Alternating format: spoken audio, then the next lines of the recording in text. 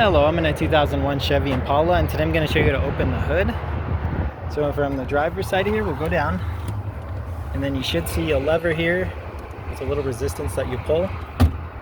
That pop sound was the safety being released.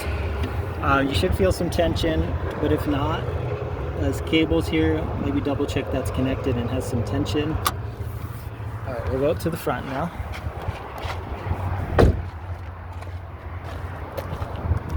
Most vehicles towards the middle, you'll find a little lever.